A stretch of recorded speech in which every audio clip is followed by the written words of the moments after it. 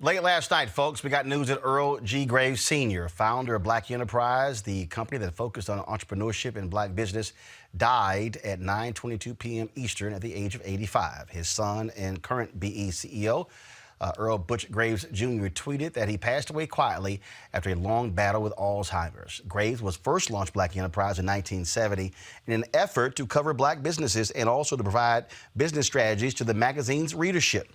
His efforts paid off. As of 2019, the magazine reaches 4 million readers. They also have numerous conferences all across the country. Graves went on to create Earl G. Graves Limited, the parent company of Earl G. Graves Publishing Company, which produces Black Enterprise magazine.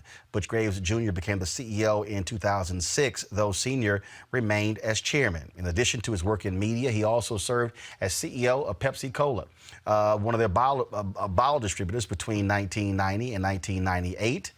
Accolades have been pouring in on social media, as you see from the tweets we're showing you right now, folks. Here's some of those tweets. Go ahead and pull them up, please.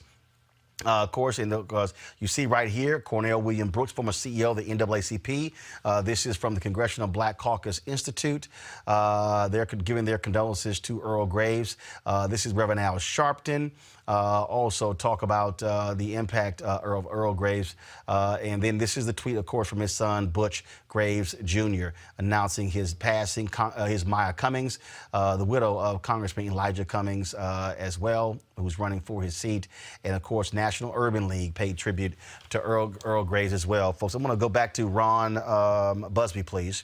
Of course, I was talking to Ron. Ron, of course, is president of U.S. Black Chambers, Inc. Ron, just share with our folks watching how vital Earl Graves was to the development and the fostering of black entrepreneurship across this country. There's a saying for brothers, men that are in the 100 Black Men, that we can't be what we can't see, or we can be what we see. So many African Americans saw the future of black business through Black Enterprise. We were able to flip through the pages and see our future as well as our present. He was not only the editor, the business owner, but a visionary, and allowed that vision to transpire to black people across the globe. You have had young people in other countries all recognize what he has done for our community. And for that, we will always and forever be indebted. Personally, I was able to meet him so many different times. As a small business owner, I was in his top 100. That gave us the accolades that other companies around the country said, hey, if they're good enough to be recognized by Black Enterprise, they're good enough to do business with our firm. And I think so many of us don't get that acknowledgement from regular organizations. Black Enterprise was that entity that allowed us to showcase who we are, what we do, and more importantly, what we can do when we're given the opportunity. All of us here at U.S. Black Chamber, as well as our 145 chamber presidents around the country, truly will be missing him for lifetimes, and we look forward to continuing his success by his son as well as other business owners across the country. Again, when you talk about seeing it and profiling in those pages, and I'm going to pull up in a second. I mean, if you look at in terms of that growth, I mean, you're talking about exponential growth going from 1972 to where we are present day. Yeah, I remember in '72, and I was just a young guy back in Oakland, California, and my parents used to bring the magazine home and leave it on our mantle, leave it on the kitchen table, and my sister and I would read through and just see ideas of businesses that we never knew that we owned. And because of that, it just gave so many young people as well as business owners that drive to say, you know, hey, if there's somebody across the country doing it, that it's going to provide me that vision, that competitiveness, that I can do it as well. And for that, man, he just allowed all of us to grow, not only Black Enterprise growth, not just through his events, but it also allowed other magazines like Essence Magazine, like so many other local Black establishments to also be able to get their voices out there because they understood that Black people were consumers. And so they marketed to us where they had never really had a vision of marketing to Black people before, but it also allowed us to tell our stories of our own consumerism, our own consumer dollars, as well as our own business acumen. All right, then. Ron Busby, we certainly appreciate it. Thanks a lot. Thank you. Folks, I'm going to go to this chart right here. Go to my iPad, please, just so you understand. And so this is the chart here. These are the number of Black-owned businesses that when Black Enterprise started. You see this chart, 1972. There were 187,602 Black-owned businesses. In 2012, the number was around 2.58 million. It sits now around 6 million, 2.6 million. And so I am not attributing all of that growth to Earl Graves, but I can guarantee you, seeing the stories, seeing all of the different ways in order to grow a business in Black Enterprise, certainly I think you can do that. Right now I want to go to the phone lines. Bob Brown, he was one of the folks who worked alongside. Okay, we have Alfred Edmonds. Sorry, I was going to go to Bob. Y'all told me Bob is on here. So Alfred Edmonds, of course, he's a longtime staff writer with Black Enterprise, editor there. Alfred, how you doing? I'm doing great, brother. How are you? Doing good. Certainly is a sad day for all the folks in the Black Enterprise family, losing the patriarch of the magazine. Yes, but as I've been sharing with so many people, former employees, former interns, entrepreneurs, executives, I mean, he touched so many lives. You know, you take that scripture, weeping lasts for a night, but joy comes in the morning. And while we are certainly hurt, we are also fully embracing the opportunity to celebrate all that he has contributed. And that celebration will go on for some time because it's almost hard to put into words or a single tribute all that he has done and the impact of his legacy. Explain to folks really how much of a towering figure he is. In a moment, we're going to hear from Lyndon Johnson Rice. I interviewed her earlier. And I said, frankly, if you were creating a Mount Rushmore for Black media, it would be John H. Johnson, it would be Earl Graves, and it would be, of course, the founders, Ed Lewis and others of Essence Magazine. Oh, no doubt, no doubt. You know, the best way I saw it put a few hours ago was Earl Graves taught us what Black excellence was before there was Black Twitter. I mean, he represented excellence in how he presented himself. He represented excellence in terms of what he believed in for Black people around the world and Black Americans in particular. And from a personal standpoint, and those of us who worked with him and for him, he believed in us as examples of Black excellence. So, you know, he really communicated right away that if you were working with him or for him, he expected great things from you, and you were willing to run through brick walls to deliver for him. And that was kind of a universal impact he had on everybody who knew him, worked for him, worked with him. You know, the impact is just hard to put into a few sentences when you talk about that expectation of excellence and that being part of the heritage of being what it means to be African American. The BE 100s, of course, the list of the top 100 black-owned businesses, it was a huge creation. When you think about Fortune lists, when you think of these other different lists, what it really did was serve as a barometer for many of these black-owned businesses, but also it sent a signal to the rest of the country that there were black folks who own companies that were at scale. And as Ron Busby just said, it allowed other companies to be able to say, oh, here, folks, we could actually partner with. Well, it did several things. One, prior to the BE 100s list, nobody measured the rankings of the largest black-owned companies in any way. I mean, we all knew in our individual communities, the black-owned funeral home, the black-owned retail outlets, the barbershops, but no one really categorized in a real significant way the economic impact of these businesses. The second thing it did is made them aware of each other, which created a community and a network that's necessary for all businesses to grow. You don't grow without those kinds of relationships. So it brought together nationally an awareness that we do have a legacy of entrepreneurs. Eventually, it became a good housekeeping seal of approval as corporations were looking for credible businesses to establish relationships with through supplier diversity and other things.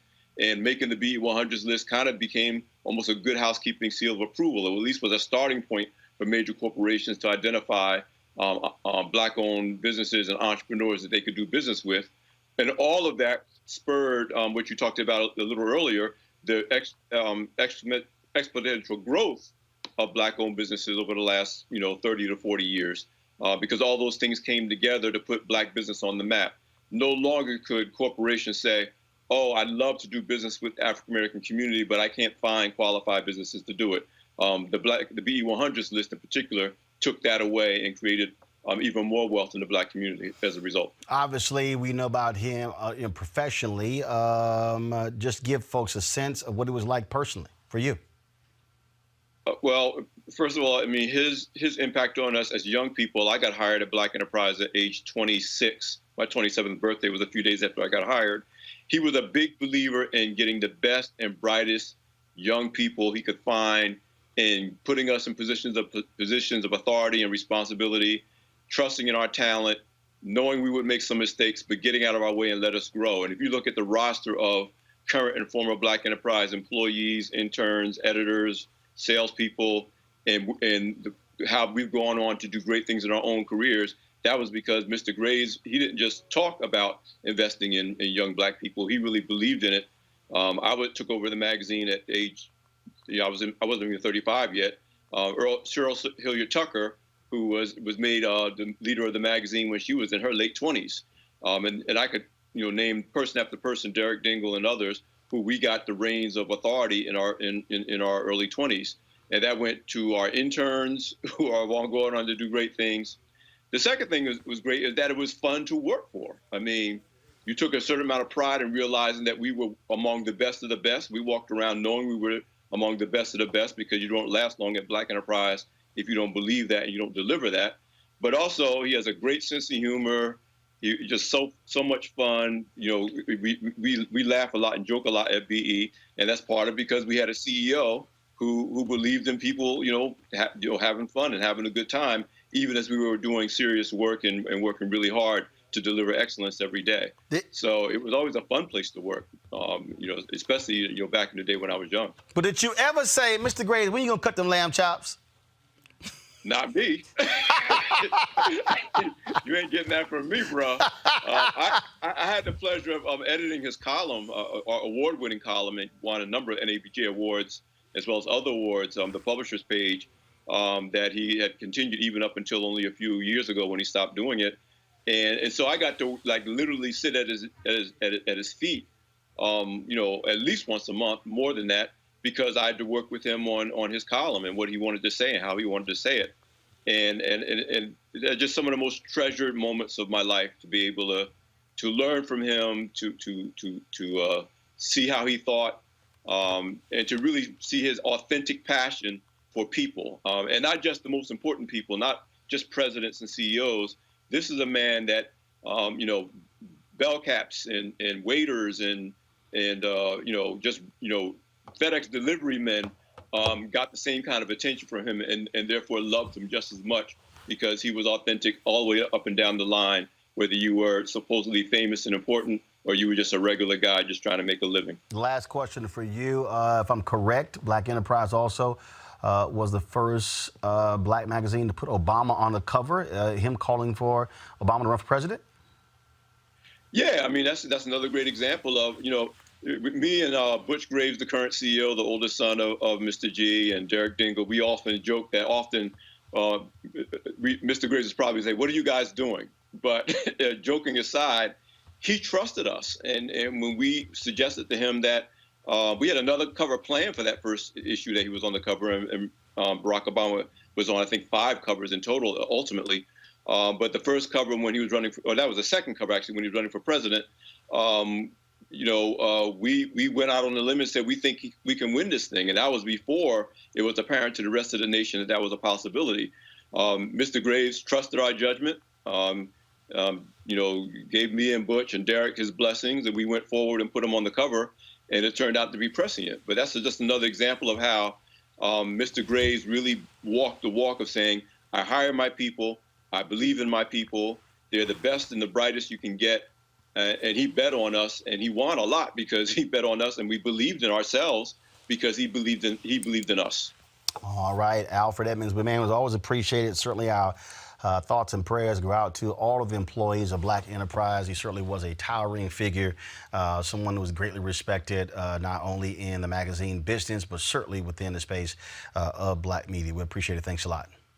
Thank you, Roland. All right, folks. Joining us right now is Bob Brown. Bob was a close associate, confidant, board member of the Southern Christian Leadership Conference under Reverend Dr. Martin Luther King Jr. Then he went to go work for the Nixon administration as his top black aide. Bob, how you doing?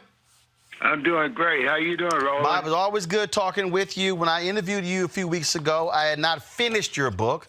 Of course, your book is right here. You Can't Go Wrong Doing Right. How a Child of Poverty Rose to the White House and Helped Change the World by Robert J. Brown. And in this book, you talk about Earl Graves. And in this book, you talk about the creation of the Office of Minority Business Enterprise within the Department of Commerce under Richard Nixon. You say here, I'm going to read this here, we took a lot of flack from Democrats and other skeptics who claimed Nixon didn't care about Black America. Still, even some diehard Democrats knew that blacks inside the Nixon administration were quietly pushing the agenda endorsed by Dr. King. One of those in the know was my old friend Earl G. Graves, who was a leading black Democrat at the forefront of pushing for black entrepreneurship and economic growth. He saw that with the OMBE, Nixon was reaching out with a program unlike others. Thank goodness you were there, because he was about $100,000 short of raising the money to launch Black Enterprise. And you had to fight a lot of white folks who were like, Bob, we are not giving to this black man. Yeah, Roland, you're right. Earl, I go back a long way with Earl. When he got out of the military, Earl was a top military guy, and he was really gung-ho. And he came to work with me at the Federal Bureau of Narcotics in the New York office. We worked in the same group there, and there were very few blacks there at the time, and Earl came in from the first day. He made a statement there at the Bureau, and we became close friends. We traveled together. He used to visit me here in North Carolina all the time with his wife Barbara and his sons when they were little boys. And then he called me one day and said he was going to he was start Black Enterprise, and he was going to do a lot of this and a lot of that. And I said, well, I'll be supportive. And but even before then, we worked with Robert Kennedy together. Earl was administrative assistant to Mr. Kennedy in New York, and we worked in his campaign together until he was killed. And then we all got together at Earl's place on Long Island, and along with Johnny Ford and several others who were working with him. Johnny Ford, the mayor of Tuskegee, Alabama. And we decided that we were going to do different kinds of things. Earl and those stayed with the campaign at that time, the Democratic campaign of Humphrey. And I decided to go with Nixon with some of my friends, my other friends. And it was quite a time. We remained friends. Did we lose Bob there, folks? Let me know. Let me know when y'all got Bob back. And so this is what Bob writes in his book. I encouraged him to apply for one of the first OMBE grants when word got out that Earl Graves, a big Democrat and a frequent critic of Nixon, had applied for the grant. That was heated opposition from partisan Republican operatives who didn't want it approved. I argued forcefully that Earl wanted the same things we wanted for Black America, and that if we helped him develop his business, he would support economic development in the Black community. They told me I was nuts, not to mention naive and probably numbskull too. My final response was, process his damn application, Bob. That's exactly what I told them, and they processed it too. Yeah, and he got the money, and it helped to launch him forevermore. He was a great human being. He was my friend for many, many, many, many years. We worked together. We did a lot of things together in politics and business, and he was a magnificent human being, and I will always remember him fondly. Bob Brown, it was a pleasure talking with you, man, to reflect back on the life and legacy of Earl Graves Sr. Of course, that photo right there is a photo of you, of Johnny Ford, and Earl Graves enjoying a huge laugh there. And so it's always been great talking with you. Mm-hmm. Well, if you're trying to do the right thing and you're trying to lift up our people, it doesn't make any difference between Democrats and Republicans. I've worked on both sides, and wherever we work, we've got to be for our people. We got to lift up our people. Yes, indeed. Bob Brown, we appreciate it, man. Thanks a lot. Yes, sir. All right, folks, joining us right now is one of those other titans of Black media, Ed Lewis, who was the co-founder of Essence Magazine. Ed, welcome to Roland Martin Unfiltered. Roland, how are you, my friend? I'm doing great, sir. Just want to get just your initial thoughts on us losing one of our titans, Earl Graves Sr. Well, you know, Black Enterprise started in August of 1970. Essence started in May of 1970. So we're both celebrating 50 years of publishing and doing something so meaningful, I think, for our community. And certainly I take my hat off to my dear friend, fellow publisher, who we tried to make a difference with regard to how we were being dealt with economically within our community. Give folks, Ed, give people an understanding what life was like. What was it like for startup magazines, Black magazines, 1970, 2 years removed from the assassination of Reverend Dr. Martin Luther King Jr., the tumultuous 60s. Black media companies today are able to do deals with major advertisers. It was not easy for an Earl Graves Sr., for you at Essence, or for John H. Johnson's at Ebony. No, indeed. We were always fighting the fight to get accepted, particularly for the audience that we represented. Advertising was always an issue with regard to all our magazines, and we fought hard. One of the things I'm deeply feel very good about is the way Earl, John Johnson and I worked together, going collectively to advertising agencies and to major corporations, and selling them on the importance of Black media, a Black company.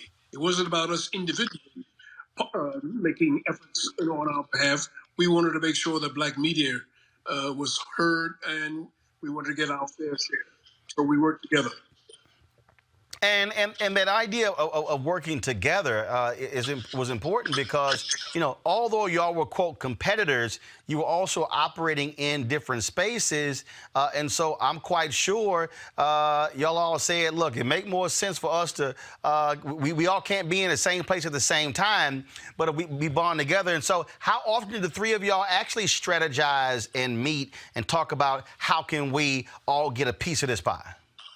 We met very often. We flew either to Chicago or New York or wherever to meet corporate America, and we spoke on behalf of Black media because we knew that in the end, it's about uplifting our people, making opportunity for those of us working in business so that we all can enjoy this incredible American pie that we help build and create for this country. Last question for you. Obviously, Black Enterprise focused on Black business. And when you look at the growth of Black businesses going from a little more than 100,000 in 1972 to now 2.6 million, I would dare say Black Enterprise played a critical role because when you look at the articles dealing with just basic stuff, how to start a business, loan processing, franchising, all of those things, and being able to, as Ron Busby said, being able to see people doing other things in other areas, that had to cause somebody to have hey, wait a minute, I can do that as well. No doubt about it. We owe a great deal of debt to Black Enterprise for showing us the way, writing articles, how to capitalize, how to start your own business, the importance of cash, and helping to be able to stay alive were all important with regard to what Black Enterprise has done for so many Black businesses and for the African American community. Ed Lewis, co-founder of Essence Magazine. Ed, it's always a pleasure talking with you. Thank you so very much. My pleasure, my friend. Take care. All right, folks, before I came live on the show, I had the opportunity to record an interview real quick when I was at home with Linda Johnson Rice. She, of course, the daughter of Ebony Jet founder John H. Johnson. Here's our conversation about Earl Graves Sr. So, Linda, we've lost another titan, certainly one of our legends, and of course, in the Black media space, one of, frankly, the pillars. No question about that. First of all, Roland, thank you for having me on and asking me to talk about Earl Graves, an incredible icon, a giant of a man, a friend of my father, John Johnson, that's for sure, and someone that, for me, I've always looked up to and admired and respected. You know, the Johnsons and the Graves were always good friends. I mean, it goes back for decades. And so I think there's always been a great deal of respect and admiration for everything that Earl Graves and Black Enterprise and all of the offshoots of Black Enterprise that have developed over the years. We've always had a great respect, and I've always had a great respect for him and for his family. And I had the great fortune to speak to his son Butch this morning and express my heartfelt sympathies to he and to his family. And when we think about the role played, I mean, when you look at history and culture and entertainment, when you think about Ebony, when you think about Essence targeting Black women, when you think about Black Enterprise with Black business, I mean, really, you know, Ebony, Jet, Essence, Black Enterprise represents the Mount Rushmore, if you will, of Black media.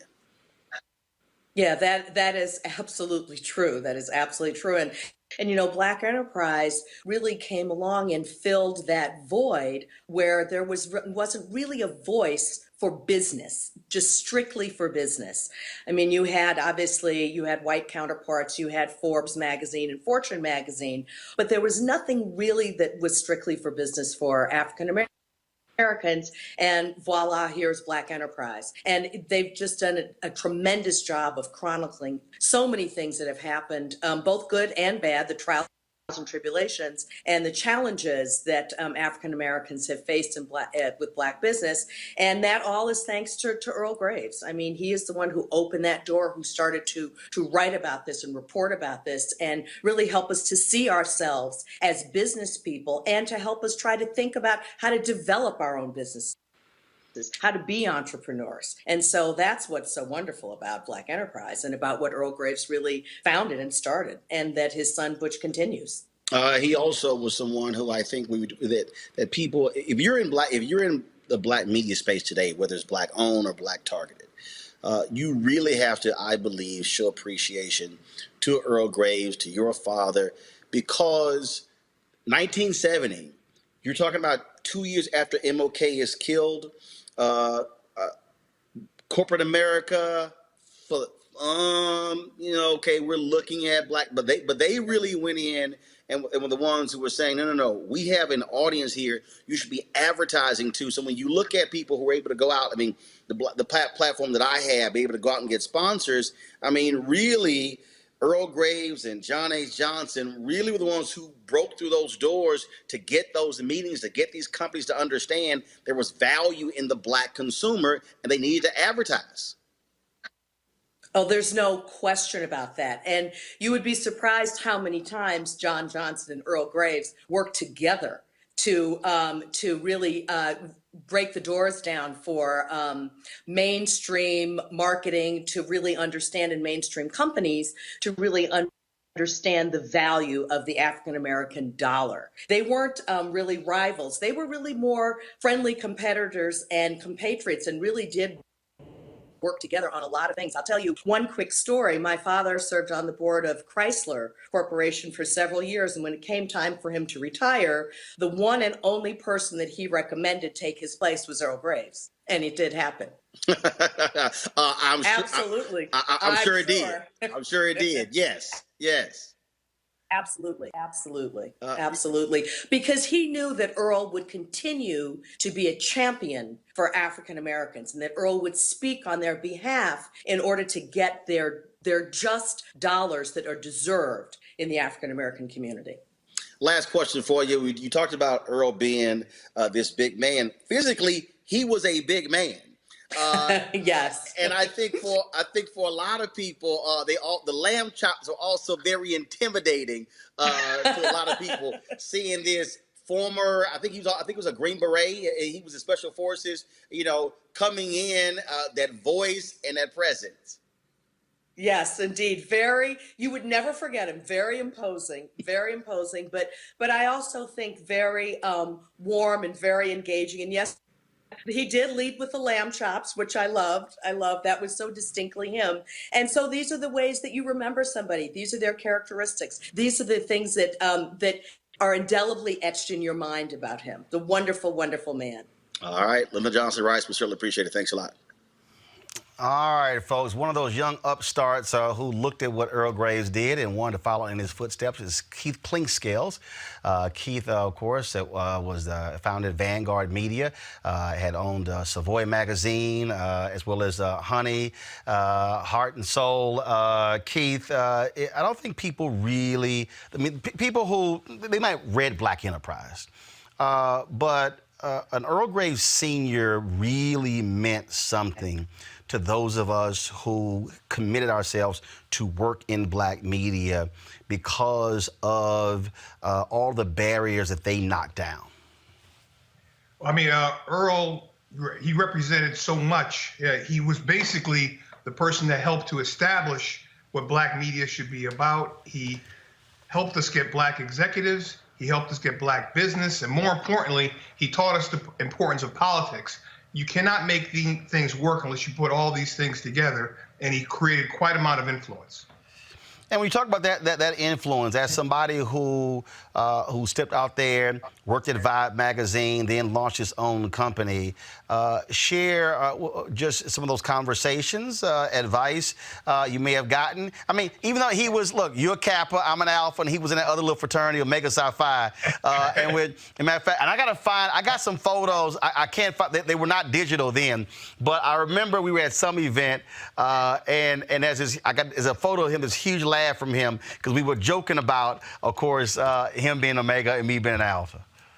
Well, I think very early on, Mr. Graves was kind of like the chairman. He was like the Don of all this stuff. And when I was at Vibe, very early on, he spoke with me, and I was so excited to really meet him and get to know him.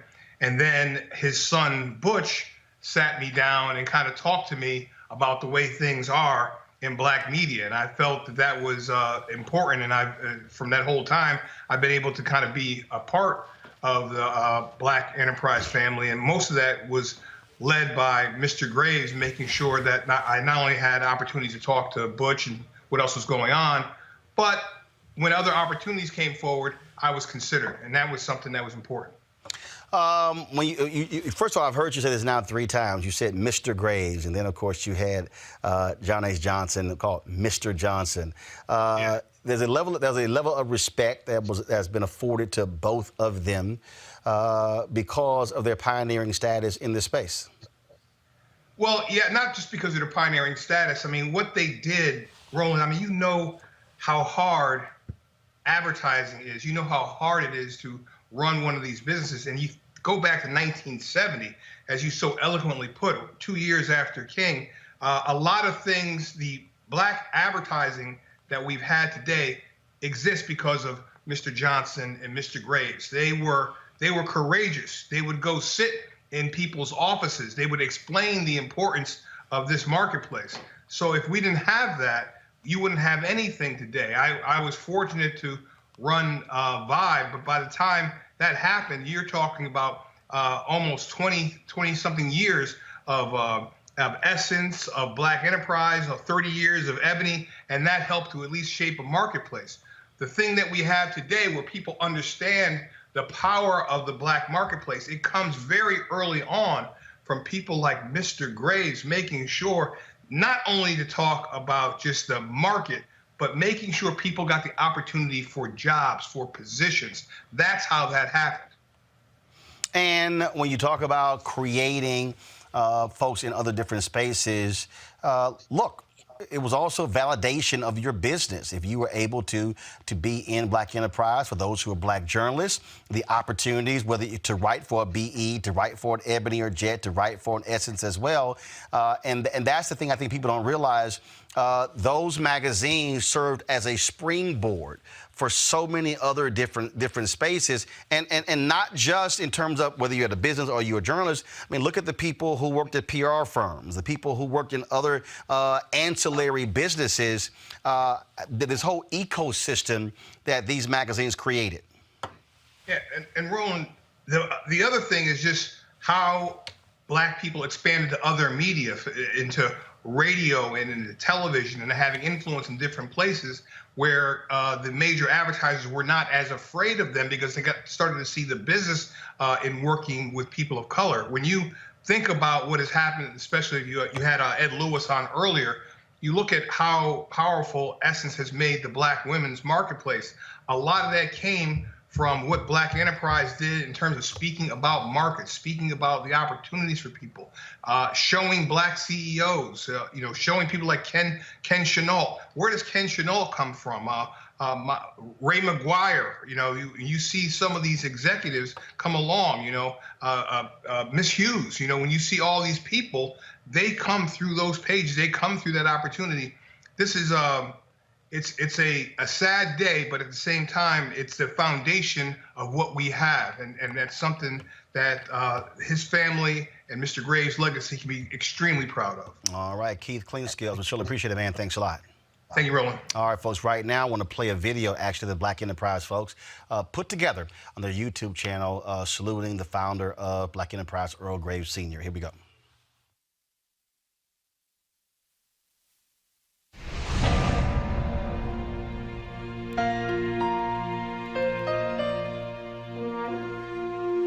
He's a visionary.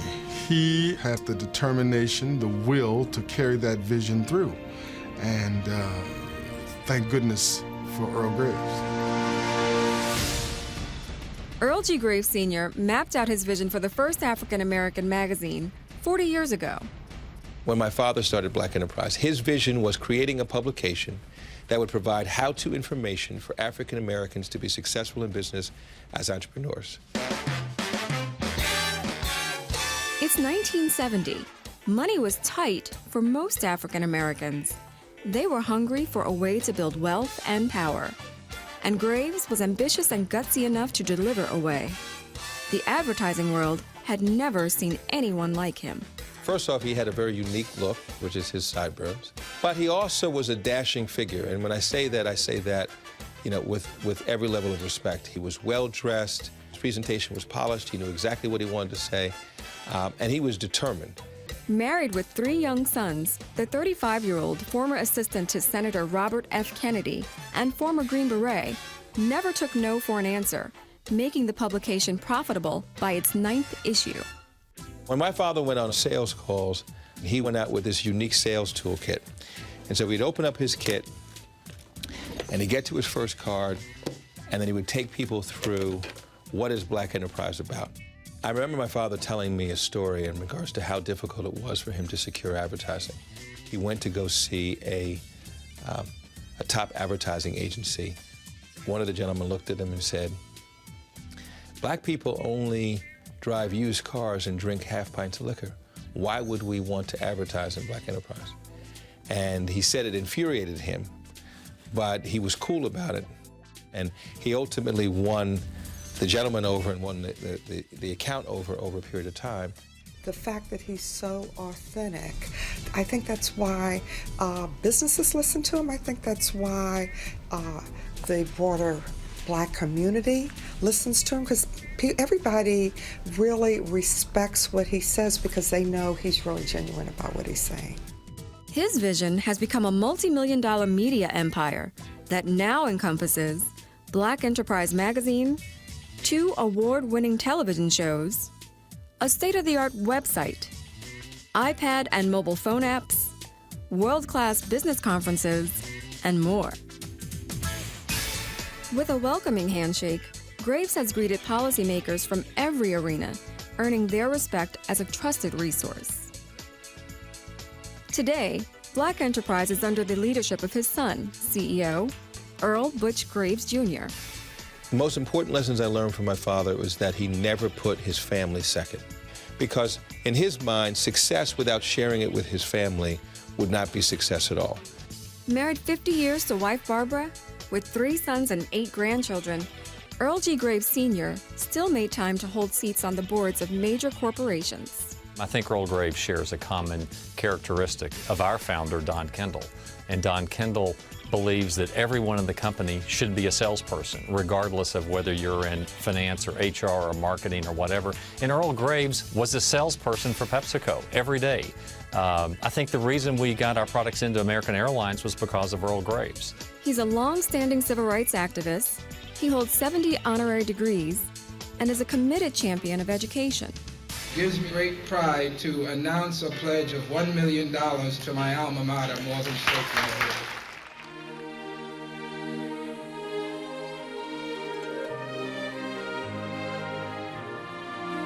His mission is to ensure that all Americans, including those of color, share in the American dream of equality and prosperity. This man has taken risk on behalf of all of us and has achieved greatly. And I think for that, we're all achieving more for it. Congratulations. All right, folks. And again, that was a video that was put together by the folks at Black Enterprise. You heard in that video Earl Graves Sr. talking about his alma mater, where he really got his business start at Morgan State University in Baltimore. Well, joining us right now is David Wilson. He is the president of Morgan State University. President Wilson, glad to have you on the show. Roland, thank you for having me on this evening. Earl was in that other fraternity. We know what the real one is. I'm just, but it's so interesting. He really loved Morgan State. I'm sorry, but can you repeat that? I said he really loved Morgan State University. Oh, I mean, Earl Graves Sr. Was the epitome, if you will, of the Morgan graduate. He was the quintessential Morganite. He loved Morgan State, and Morgan State loved him back. I often say that in my 10 years as president at Morgan, and I have been in the company of Mr. Graves, I mean, numerous times. I can count on one hand when I've seen him, and he did not have orange and blue on. I mean, he had the orange and blue bow tie, the blue blazer, and even would wear orange and blue checkered slacked. I mean, he really loved Morgan. Well, and we loved him back. And as as I was making my way into the presidency at Morgan, I reached out to him as I was leaving Wisconsin. I had never met him, and reached out to him in 2010, and we had a great conversation. And he said, I think we should have regular conversations because it was a transition period. And so he and I spoke several times before I actually showed up at Morgan. And he gave me some wonderful guidance and great wisdom in terms of how to make sure that Morgan was connected to the business community. And then he came to Morgan, and we had a personal conversation. And at the end of the personal conversation, he wrote me a check. And he said, look, I have contributed to my alma mater over the years. Of course, he gave us $1 million donation, and at the time, that was the largest in our history. But he said, take this check, Mr. President, and use it to go to business functions in and around Baltimore and Maryland and the region when I know, as a state institution, you cannot use state money to do that. And I was so moved by the fact that he understood that as a university president, it was important for me to really have the ear of the business community. And so I certainly took advantage of that and began to go to functions, the Greater Baltimore Committee here in Baltimore, and to increase the Morgan presence. But I just really, really think very, very highly of Earl G. Graves Sr.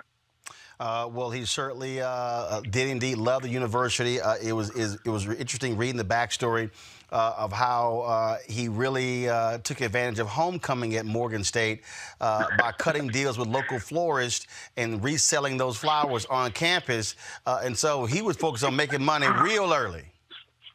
Yeah, real early. As a matter of fact, a few years ago, as we were about to open a $90 million building there at Morgan to house the Earl G. Graves School of Business and Management, Butch and the family invited me up to kind of go through many of the things that he had accumulated over the years. And so to see which of those things, of course, we wanted to bring and put on display in the building. So first of all, I was just overwhelmed with all of the honorary doctorates that he had received. But what shared with me was the original kit that he used as he was getting Black Enterprise magazine off the ground. And he would literally go door to door. He still had his briefcase and how he would go selling ads. And it was just incredible to see that he had this acumen for entrepreneurship early on. And he often told me that when he came to Morgan from Brooklyn, that he didn't really come to get the skills at Morgan to go and, quote unquote, work for somebody else, that he wanted to start his own business and to be his own boss. And immediately he started a grass cutting business and would tell me, yeah, I saved my little nickels and saved my little dimes and paid my way through Morgan in the process. So he was really destined for greatness and destined for success. And our current students at Morgan, former students, alums, we just adore Earl G. Graves Sr. David Wilson, President, Morgan State University. I appreciate you joining us for this tribute to the life and legacy of Earl Graves Sr. Thank you for having me. I appreciate it, folks. In 2006, National Association of Black Journalists honored Earl Graves with their Lifetime Achievement Award. Here is that ceremony. Year history. The mission of Black Enterprise has always been to promote financial empowerment, encourage the establishment of minority-owned businesses, and highlight their accomplishments. No doubt, since its founding in 1970, that mission has been and continues to be accomplished. The face and visionary behind that brand is none other than Earl G. Graves Sr. Taking a look back, Earl grew up in Brooklyn, New York. He went on to graduate from Morgan State University with a Bachelor of Arts in Economics. He then enlisted in the U.S. Army. After completing his enlistment as a captain in the Green Berets, He would serve as an administrative assistant to Senator Robert F. Kennedy. And here, during the turbulent yet progressive time also known as the Civil Rights era, Earl's vision and passion began to take shape. He started developing his nationwide reputation in business by forming a management consulting firm to advise corporations and major multinational companies on urban affairs and economic development.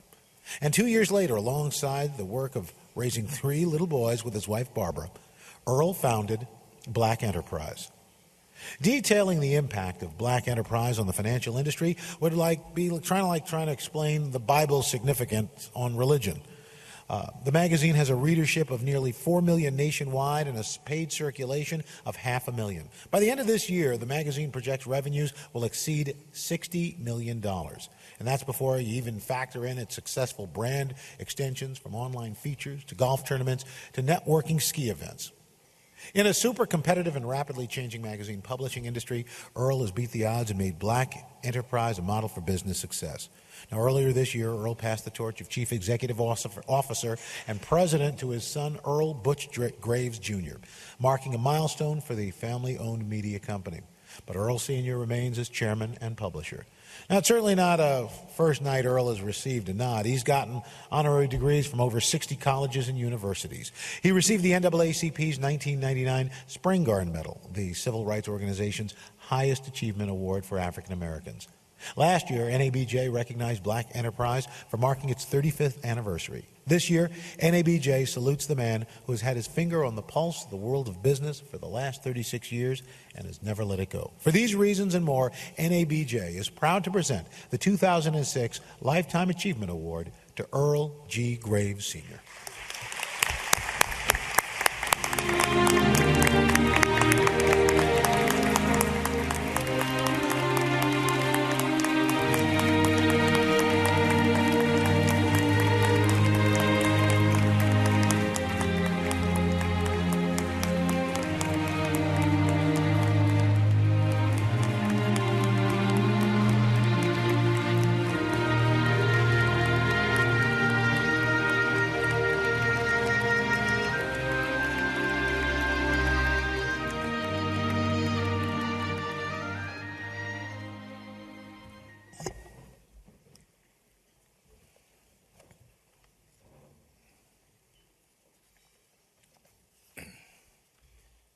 Good evening. I first want to thank Brian Gumbel. I don't mean Brian Gumbel for that introduction. Al Roker, right. We get even with each other almost every time we're on the stage. Thank you. Good evening. My sincere thanks to all of you for that warm reception. And thanks also to the leadership of the National Association of Black Journalists for bestowing upon me this award for lifetime achievement. I know that it helps to be 105 to be honored for one's life achievements, so I'm flattered that the NABJ has chosen to recognize me while I'm still young. I do need to share a short story. They gave me 3 minutes, but I figured 3.5, and it's okay. This morning I was working out in the health club in the hotel, and there was a young man working out, and he was lifting weights and huffing and puffing, and I was glad when he left because it was depressing to see what he was doing and I was not. And then in comes another young man, and he looks up and he goes, "Wow, Mr. Graves." I said, "How are you?" As I was on the machine doing the best that I could, running, and he said to me, "Wow, I never thought." I said, "Okay, fine." And then he said, "How old are you?" So I said, 71. He said, "Wow, why are you working out?" So I said to him, "Let me guess, you're on the hospitality committee of the organization, right?" Anyway, true, absolutely true story. Seriously, what this award tells me is that somewhere along the way, I was able to make a contribution. And the fact that I've been included in such a distinguished company tells me that my contribution has mattered. Two of the great pioneers of African-American journalism were John B. Russwurm and Samuel E. Cornish, co-editors of Freedom's Journal, the first African-American owned and printed newspaper in the United States. In the journal's very first issue, published in 1827, Russwurm and Cornish printed these words: "We wish to plead our own cause.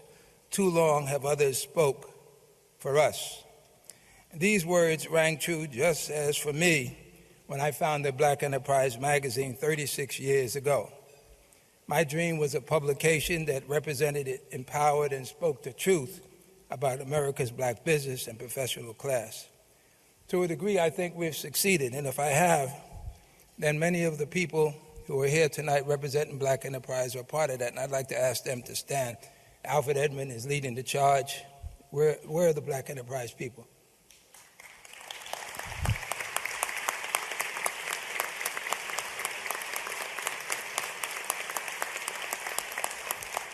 I told you guys to get your registration in early. You'd be up closer. That's what happens, right? Okay. To a degree, I think I've succeeded because of the young people represented here, just as a whole generation of African-American publishers, reporters, and editorialists succeeded in bringing a measure of true dignity to the African-American story. And yet I fear that those words published by Rushworm and Cornish so long ago still ring true today, louder than ever. The nightmare of Katrina and its aftermath, the ongoing tragedy of the war in Iraq, the scourge of AIDS and the silent response within our community, the collapse of public education, the crisis of the African-American male. These and other issues are destroying the hopes and aspirations of a whole generation of our people. And with rare exception, I don't see the mainstream media asking why to the extent they should. I don't see elected officials being pressed hard for accountability. And I don't see enough stories that illuminate our experience in ways that are truthful, that inspire social change. That's why the efforts of the esteemed members of this association cannot go unrecognized. You shine the spotlight on the issues that we as a people are facing, both in the black media and the mainstream. Clearly, the moral imperative that drove our first African-American journalists is just as strong today as it was for today's generation. That didn't quite come out the way it was supposed to, but it's all right. My message, particularly for the young men and women here this evening, is to continue the legacy of social justice embodied by those who came before you. Use your voice, your talent, and your influence to plead our cause. Because if you don't, the question is, who will? Thanks again for this award. I pledge to continue to strive to be the very best. That was Earl Graves Sr. Getting the NABJ Lifetime Achievement Award in 2006. I had the pleasure, of course, in my career as a journalist to meet Earl Graves Sr., to meet John H. Johnson, Ed Lewis as well. We've now lost Graves and Johnson, two of our pioneers. The bottom line is here. If you dedicate your life to be in black media, you can't help but bow down to those figures, the work that they have done, the work that they did to advance black business along the sides of course, Robert Abbott, who founded the Chicago Defender, A.I. Scott, who founded the Atlanta Daily World, and of course, the folks who founded the Pittsburgh Courier, Frederick Douglass and the North Star, and goes on and on and on. The reality is that we needed Black Enterprise in 1970. We need Black Enterprise in 2020. We need this show. We need others as well. Folks, I keep saying this repeatedly. We are now 23 years away from this nation being the nation majority people of color. And we showed you the video earlier of all the black experts that we've had on this show talking about coronavirus over the last 3 weeks. More than 50 folks discussing it. The reality is now that we're seeing the racial disparity numbers, someone tweeted this to me, that Dr. Fauci and others at the White House are now commenting on the racial disparities and the underlying reasons. Why is that important? Because they just did it today. Mainstream media just started talking about those numbers in the last 24 hours. We've been talking about those numbers for the past month. If you don't understand why black media is important, then you better understand this, and that is, without black media, our stories are not centered. Our stories are not top of the line. They come behind everyone else. And so we certainly thank Earl Graves Sr. May he rest in peace for what he contributed to African Americans, to black business, but simply to America, because without black enterprise, you would not have the stories that were being focused and profiled. You would not have African Americans rising in corporate America. The role that they played to force corporate America to promote African Americans the same way you had Sam Lacey and others who promoted Jackie Robinson, exact same thing.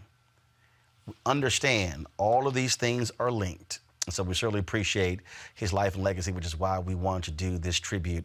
He wouldn't get the accolades properly in mainstream media, but that's why we exist here at Roland Martin Unfiltered.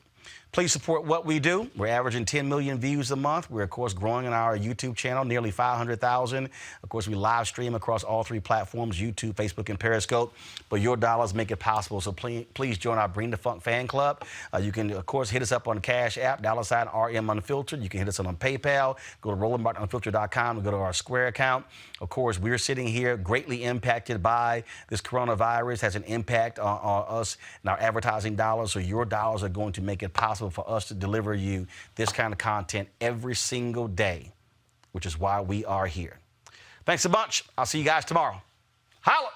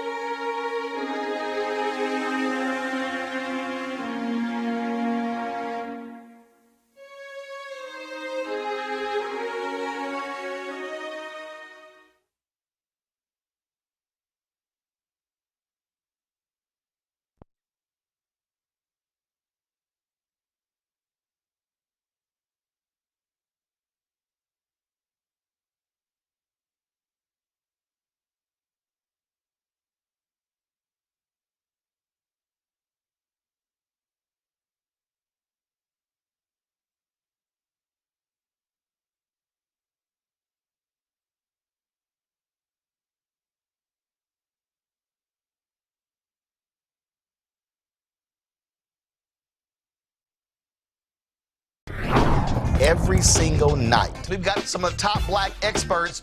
You're not going to see them on cable news or broadcast news because you swear black people aren't experts when it comes to this health crisis.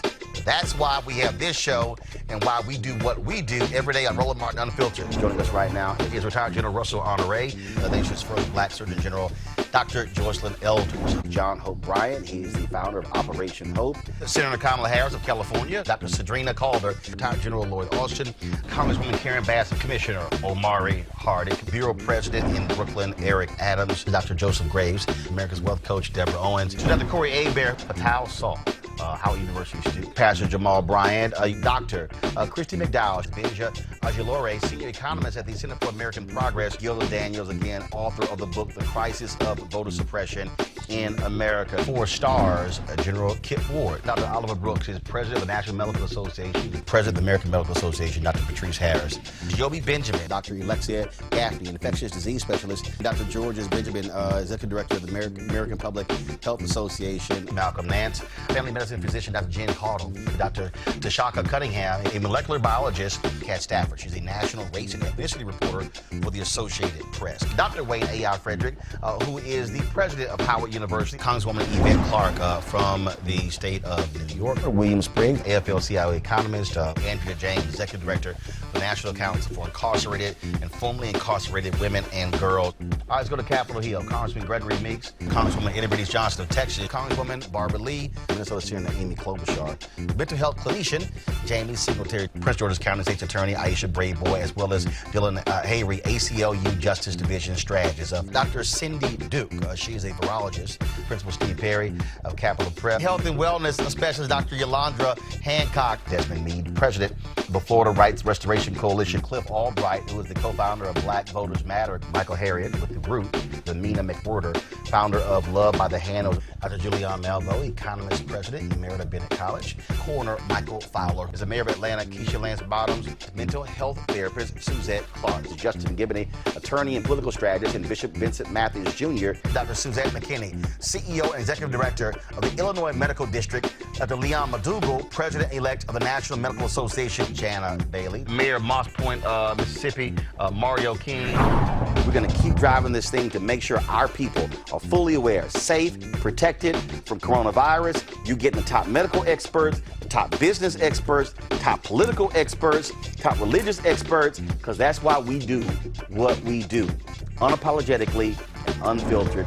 Ain't nobody else in the black media space doing what we do. Watch Roland Martin Unfiltered daily at 6 p.m. Eastern on YouTube, Facebook, or Periscope, or go to RolandMartinUnfiltered.com. Support the Roland Martin Unfiltered Daily Digital Show by going to RolandMartinUnfiltered.com. Our goal is to get 20,000 of our fans contributing $50 each for the whole year. You can make this possible. RolandMartinUnfiltered.com. You want to check out Roland Martin Unfiltered? YouTube.com/Roland S. Martin. And subscribe to our YouTube channel. There's only one daily digital show out here that keeps it black and keep it real. It's Roland Martin Unfiltered. See that name right there? Roland Martin Unfiltered. Like, share, and subscribe to our YouTube channel. That's youtube.com/Roland S. Martin. And don't forget to turn on your notifications so when we go live, you'll know it. Hey everybody, this is your man Fred Hammond, and you're watching Roland Martin, my man, Unfiltered. Hi, this is Essence Atkins, and you're watching Roland Martin Unfiltered. Hey yo, Peace World, what's going on? It's the Love King of R&B, Raheem Devon, and you're watching Roland Martin Unfiltered. Hi, my name is Brescia Webb, and you're watching Roland Martin Unfiltered. Ow. Well, I like a nice filter usually, but we can be unfiltered. What's going on? This is Tobias Trevelyan. And if you're ready, you are listening to and you are watching Roland Martin Unfiltered. What's up? I'm Lance Gross, and you're watching Roland Martin Unfiltered. Hi, this is Cheryl Lee Ralph, and you are watching Roland Martin Unfiltered. I mean, could it be any other way? Really? It's Roland Martin.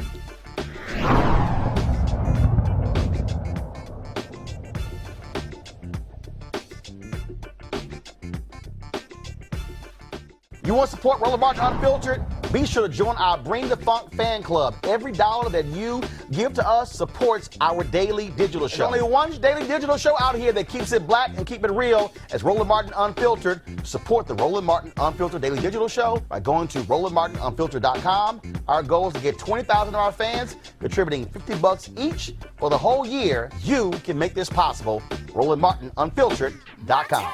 Hey fam, want to check out Roland Martin Unfiltered? The blackest show on all of digital, cable, and broadcast. Check out our audio podcast. There's only one daily digital show out here that keeps it black and keep it real. As Roland Martin Unfiltered. Press play. Martin.